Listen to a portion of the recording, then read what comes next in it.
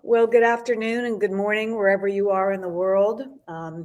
Nancy Spears with Gen Connect You, and today I'm very excited to launch one of our first flagship um, conversation series with one of our favorite experts.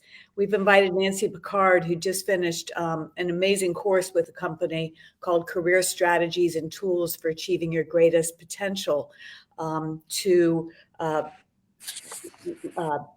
create the series for us. And Nancy is one of my favorite experts because she completely teaches from the heart. She's a master integrative life coach and speaker. And she's the author of an international bestseller called Bigger, Better, Braver, Conquer Your Fears, Embrace Your Courage, and Transform Your Life. And that mouthful is a mission, a life mission. And so we decided to call this series that Nancy's going to be hosting Bigger, Better, Braver Conversations. And Nancy has kindly invited her first guest, Marta Kephart, who is the CEO and owner of 3 environmental companies and also a mother of 3. She's a serial entrepreneur. And Marta, I won't try to uh, discuss what you do. I'll let you do that. But I do know that you intersect design and innovation with your love of nature. And that has created an amazing business for you. So when you love what you do, success takes off. So without further ado, I want to introduce Nancy and Marta and kick off this conversation about how to disempower beliefs that really hold us back, because you both are true examples of how to really climb under that hood, ignite change within yourself, and you're leading examples on how to really lead your life, a life of success by being real. So, Nancy, take it away. Hey, Marta. Thanks, Nance. So good to see Hey, you, Marta. I'm so happy to see you and I'm so happy to be here with you. I couldn't sleep last night. I was so excited Oh, that's to great. have this conversation. So So before we go thank into you. anything, why don't you just tell the audience a little bit about your companies and your role in those companies, and then we'll go from there. Sure. Super quickly, I run 3 companies right now. My core business is called Rana Creek Design, and we are known for landscape architecture, sustainable landscape architecture all over the world. And a couple of years ago, I started 2 companies, also an offshoot, but focusing on large climate uh, scaling initiatives. So the first one is called Nut Jobs, and we're actually taking nut waste and turning it into plastic alternatives Wow. to displace plastic pellets used to create just about anything in the world. And the other one is similar. We're taking invasive plants that are completely deteriorating our natural ecosystems here in California, and we're turning them into textiles and fibers for the fashion industry. So Really that great. is, in a nutshell, what I've been up to the last few years. It's really great. So I want to commend you, first of all, on that. And Thank you. it was interesting to me when we were working together just how much you have on your plate. And that's part of the conversation, is not just you as a CEO and everything that you're doing and all the beliefs that like get behind you. So a lot of times you're like talking your talk more than you're walking your walk. And then you've got to learn how to walk your talk. And, but then also you're the mother of 3. And so there's so many balls in the air. And what I remember a lot when we were working was just how many things you are working on and trying to manage at the same time. And it's a huge responsibility. I'm wondering, so I know that and this is very common for most women, that there is a fear of success and there's also a fear of failure. Both things that seem to always be running in the background. And I'm wondering if you could talk how that showed up for you in your life, and how did you overcome it? And not just that. I know it's not a one and done. It's like it comes up all the time for all of us. Every time you have to try something new or grow in some way, I think it shows its ugly face again. So it's not a one and done. You have to keep having those conversations with yourself. And I'd like to hear, what you learned about yourself and all of that. Absolutely. I really think that for me, it is definitely not a one and done. So if I have my career, my marriage, and my children, um, it's really hasn't been about juggling as much as really becoming able to understand where the patterns show up, and learning how to set boundaries and set solutions around my life. So one of the things that you've really helped me with, and that we've worked on a lot, is how to take certain things off of my plate so that I can focus on what the true visions of each of those three pillars for me is. So what's my core vision with my business, and how can I meet that solution? So for example, if my goal for the last year has been to launch 2 companies, I really needed to figure out how to take away some of the other things that I was doing to keep that focus.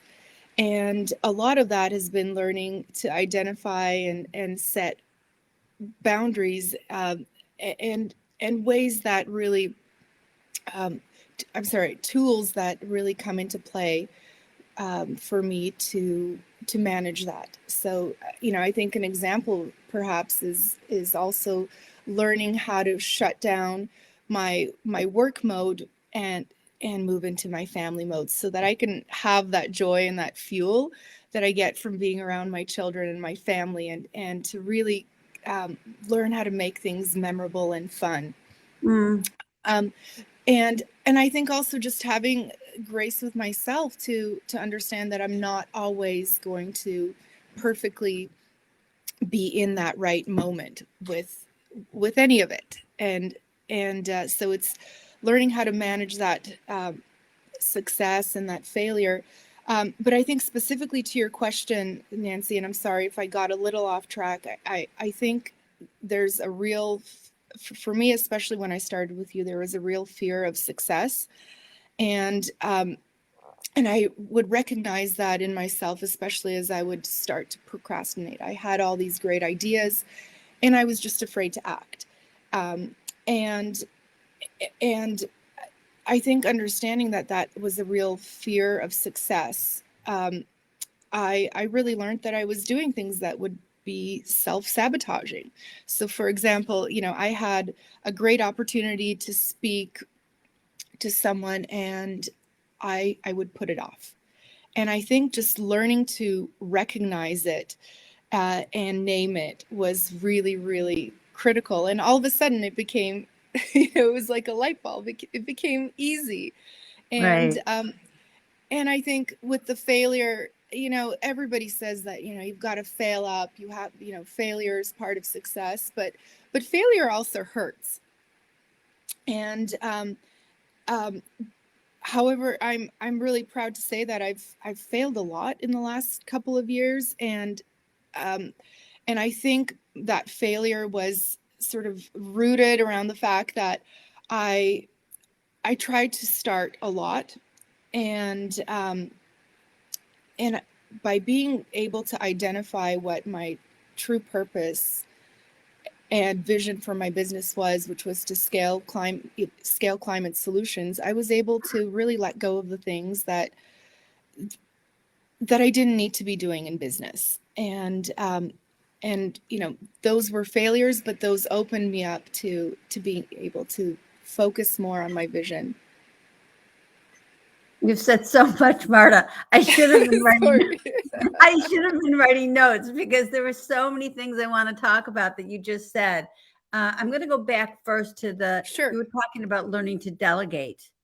And I think that with all of my entrepreneurial women, CEOs, COOs, they feel they have to know everything and they have to do everything to like own their job, and Yeah. that's not true. You actually, to be a really good CEO or president or boss, you actually have to know when to delegate and when to let it go and give it to somebody else. It's not the how am I going to get this done?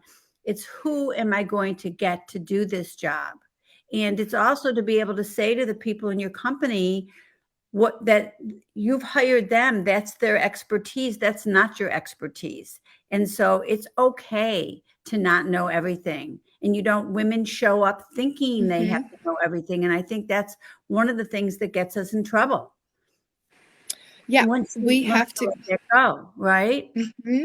That was one thing that you said that I really thought was important to talk about, is that learning to delegate and learning to be okay with not knowing everything and not having to fake it, not pretending that you know everything, like just being more open and honest and hiring the right people to do the right jobs. And then, yes, we all say it's good, when you fail, you fall forward. And nobody likes to fail. But I actually do think when you look at those failures and use them as tools, all right, so what did I do right? And what did I do wrong? Or what can I do better? Or maybe this just wasn't my time. Or maybe there's something I actually don't know yet. And I think of it, also if you think of rejection as protection, gee, maybe it wasn't, if it was supposed to happen, it would have happened, and so it didn't. So there's something more here that I need to learn, or I need to do, or I need to position myself. And so I know that failure is not fun. Nobody wants it. Nobody wants to do it. But if your mindset can change so that you're looking at it as a tool for your next success, there's going to be growth, and it won't hurt quite as much, right? Yeah. Where do you think your fear of success comes? Oh, one more thing I want to say before I ask you that question is that when you were saying about you didn't make that phone call and you were procrastinating, perfectionists procrastinate because if they can't do something perfectly, they don't want to do it at all. So even if you're not a quote unquote perfectionist, but you have a fear of success, you're also going to procrastinate, because if you don't do it, I heard a woman once talk about as long as you're holding the lottery ticket in your hand, you're a winner, because you don't know yet. But if you follow through and you turn in the lottery ticket, you could be a loser. And so if you don't make that phone call or you don't do that ask, you haven't lost anything yet. You still you're still in that position where it could happen successfully. So when you recognize that about yourself, then you get to move forward anyway. You get to say, okay, here I am, procrastinating Patty, or, scared Sally, and you don't make that move. When you start to see that that's who you are being in that moment, as you said, it's not a one and done, but you can catch yourself and then make yourself move forward anyway, correct? Exactly. When you don't have the yes or no answer, or when you don't make that phone call, sometimes, or a lot of the time, you're already in a space where you're comfortable, right? So you don't have to take that next leap. And if you have certain ideas about success and certain ideas about failure, there's a lot of discomfort involved. And so a lot of the time it means you have to take the jump to get to another level of performance, or another level of being. And that, that's where the perfectionist part comes out, that you can be afraid of. Yeah, no, I totally Yeah. agree. And also, Mhm. the more often you exercise the muscle of Yeah. trying something new and being successful, or trying something new and failing, but being okay with the failure because you know it's just a stepping stone, the easier it gets to do that. It does. And I think that's when you start to recognize those patterns of, oh, Mm. here I am. I'm not returning that phone call, or Right. I'm not making that big pitch because I'm afraid of the no, or I'm afraid of the yes I'm going to get. And I think just being able to recognize that pattern is so, It's so important. important. Yeah. Hmm. So that's part of your self-sabotaging cycle. We all have Yes. our own, and that's part of yours. I started to say to the mantra that if you don't ask, the answer is always no. Hmm. And so even though you still got that lottery ticket in your hand, you need to move forward and figure out what that is. So we have a question I want to ask before I go on so I don't miss it. Fiona asks, congratulations on your success, Marta. What was the one piece of advice that you received when starting up that has stayed with you? It's a good question, Fiona. Yeah. Yeah. Um, the I think the one piece of advice, and it's funny, it's my mantra, it's the mantra that I have for my kids is Keparts don't give up. Mm, And and I've always felt that if I just keep going, and I think this comes from the fact that I was an athlete growing up, is I recognized really early that if I just don't quit, I'm going to be further ahead than anybody else who hasn't started. And so and true. so that's it. Just don't give up. Uh, and and soon enough you'll see that you're a week in, and a week turns into a month, and a month turns into a year, and so on.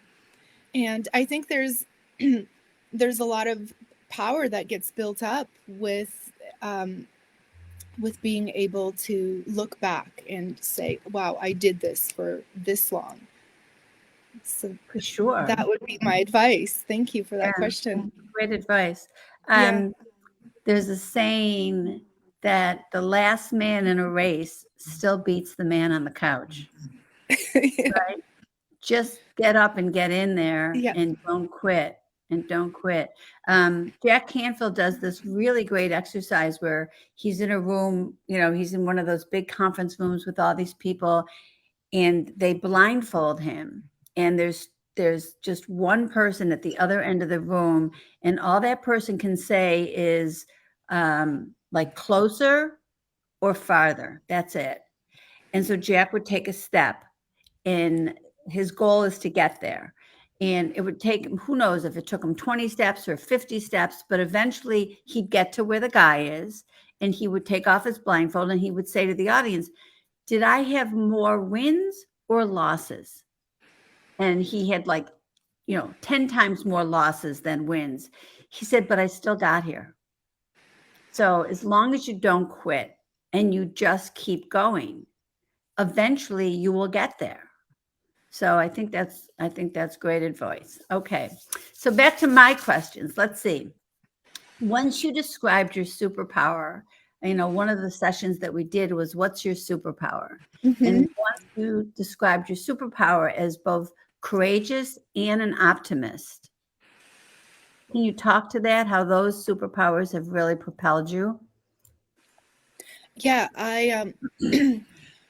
I just have this inherent inability to think negatively, and I don't allow myself to do it. And so, no matter the challenge, I really think it's about being optimistic that the outcome is going to go your way. So, I think you call it, faith over fear, Mhm. and I think that you know, as tough as it gets on a day-to-day basis with running a business, and I think you just have to stay optimistic, um, all the time. And if you know, it's not just like this idea of I'm going to put my head in the sand and everything is going to be okay. I think it's just propelling yourself with that positive energy and that enthusiasm and that optimism, that if you look back a week or a month, you will see that, you know, more times than not, you've been successful. Right. And and I think a lot of the time, just by the fact that you're still here, is successful. But I think also, you know, it's not just a tool of looking backwards, it's looking forwards as well. If you come into your present state with a sense of optimism, as a superpower, it influences everything around you, and it dictates your future, because it changes your interactions with people, it changes your outlook and your mindset, so that, you know, you're attracting positivity, and you're attracting you know, the sense of success. And that's what I think allows you to make further connections with people, and more memorable interactions, so that people want to be around you and they want to be um, propelled by that. And at the same time, you're also feeding off of that enthusiasm and that optimism. Right. So, Right. you know, don't allow any negativity at all. And I think you said it. You said it to me once. You said, you know, one day can turn into a bad week, and pretty soon you Don't can let have it. a Yeah. terrible year and an awful decade. And I think that is so true. It's probably one of the truest things I've learned. Yeah, we talked a lot about looking for what's right instead of looking for what's wrong. Mm-hmm. And that you get where you put your attention. Mm-hmm. So if you're looking for what's wrong, one thing that you're going to be guaranteed is that you're going to find it. Yeah. And it changes your whole attitude. So when you're looking for what's right, you know, you're more positive, you're seeing the good, you're seeing all the gifts the universe is bringing you, you're bringing gratitude in, it opens your heart. And then it's almost like you're manifesting more positivity when you just Mm-hmm. concentrate on what's positive. So I think that's why your optimism works so well for you. And how about speaking to your being courageous? Well, um, I so to being courageous, and I think this is such a wonderful conversation for me right now. Is one of my biggest fears was being able to use my voice, and I've always felt, and I think this has to do with being a woman in business. I've always felt like, um, even though I knew what to do, I I always felt rushed, and I always felt like whenever I had a chance to speak, I wanted to make it as concise and as brief as possible. And even when I was speaking, I still felt like I was I had this time pressure to get it out. And I I always envied, you know, when I would hear men in particular speak, and it felt like they had they had absolutely no sense of, you know, pressure. They had all the whole stage and all the time in the world. And I think, you know, one of the things that you taught me was, well, that's just a belief you have, right? That's a disempowering belief. Correct. And just having that understanding for me was really a big turning point in the way that I felt more comfortable in presenting myself, and using my voice. And it's been gradual. You know, it's taken me a couple of years to really feel that I have a greater sense of comfort. And I still catch myself sometimes. And I had a board meeting yesterday, and I was speaking, and I could tell everybody was listening to me, and still I got this disempowering belief of, oh my gosh, are they all judging me right now? Are they not behind me? Is what I'm saying even making any sense? And actually, that's when I learned I had to pause and say, hey, is what I'm saying making sense? I started to just take that internal voice and just Right. and I checked myself, and everybody was enthusiastic, and they were like, no, this makes a lot of sense, this is what we're doing. And so maybe that's not the biggest example of success, but to me it's taking your really, own really disempowering belief. Yeah. Mhm. Yeah. No, and I do it, I find myself having these conversations with my kids now too. My 6-year-old daughter has been coming home from school, and her conversations with me lately have gone like, Mom, I fell off the monkey bars and I hurt my knee, and so pulled my hair, and my finger hurts, and and all of a sudden, this goes back to that negative self-talk that we were just talking about. And I was able to say, well, wait a second, you seem to have a lot wrong with you. How about let's count all the things that are going well. Like, great. I saw you running today, and you were super fast. And let's count, instead of counting every single thing that went wrong for you. I fell, I didn't like my lunch. Let's talk about and name all and count all of the things that are going well. And all of a sudden it changes that whole negative feedback loop Great. to one that's a little bit more positive, and actually a lot more sweet, I think, as an interaction. I love that. Yeah. That's part of, for all of us, with your job, with your children, with your relationships, what's working instead of what's not working is such a big part of it.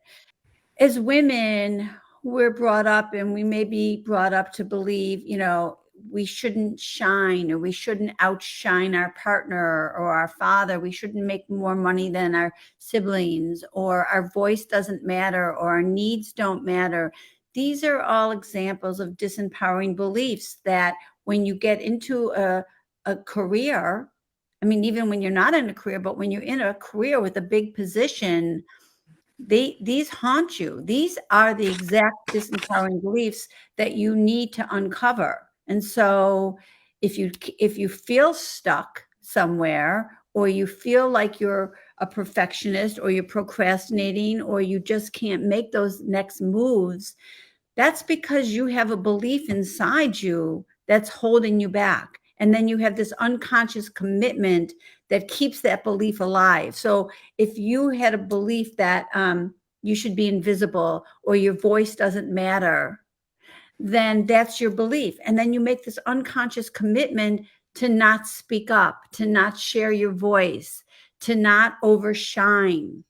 And those exact commitments and beliefs are what hold you back in business. They hold you back in life. So that's the crux of the work, and you can get that with coaching with me. You can get that from my book, and you can get that from this new course that Jen Connects You has. It will help you uncover the very things that are keeping you stuck. The last question I was going to ask you is, can you just talk a little bit about the challenges you've encountered as a female in a male world in business? That would be our last question. Well, that's a hard-hitting question, right? But I'll just, I know we're running out of time, and I would say I think, especially at the very beginning, the biggest difficulty was being taken seriously, and even though I have all the tools and the knowledge that my male colleagues do, there's this inherent belief that there's a greater sense of authority on a subject, and I think you can either let that eat you up, or you can just understand it and you can continue to be yourself, but be really forthright with your knowledge. And I think a lot of the time it really was about saying it, just having that conversation with people about, hey, I noticed in our conversation that I said the exact same thing. Is there a reason why in my delivery maybe that it didn't come across the same way? And I think that really was the turning point, even for my husband, in where he said, oh my gosh, I didn't notice that I was doing that. And I think this is a really good way for us to challenge those preconceived notions of male and female, and especially like male dominated roles, is just by having a really healthy and open relationship and conversation about those things as they come up. I love that, Marta. Yeah. So being brave enough to say what's on your mind and to put that out there, not just, it's great. It's great. Thank you. You're well, welcome. that is a great way to close this, Nancy. Amazing question. And Marta, you are brave, and you are in a male-dominated industry, and you're paving the way for women around the world.